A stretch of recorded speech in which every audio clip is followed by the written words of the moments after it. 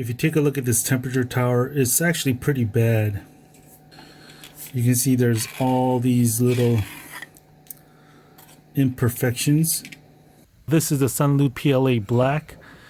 If you take a look at the manufacturer's spec, it says it should be good from 200 degrees to 230 degrees Celsius. This is actually a bad batch. It looks bad throughout the whole entire temperature range. Now this is a different brand filament, Airy 1. It's a little bit hard to get on camera,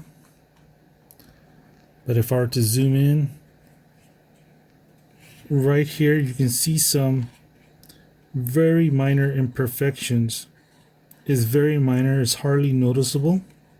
And sometimes manufacturers do exaggerate their temperature range. Now the filament on the left is from a bad batch, bad formulation, it's old or something. Nothing you do to tweak your slicer settings or printer is ever going to fix this artifacting on your model.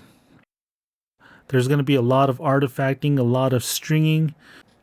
The best thing for you to do is to toss this filament out. Now this is why printing temperature towers are going to be super useful, especially for beginners, because you're going to be able to tell the difference from a bad batch as opposed to maybe your printer setting is off. If you need STL files to the temperature towers, I'll leave it in the description below. Also, I'll link you to a video that will show you how to use the temperature towers.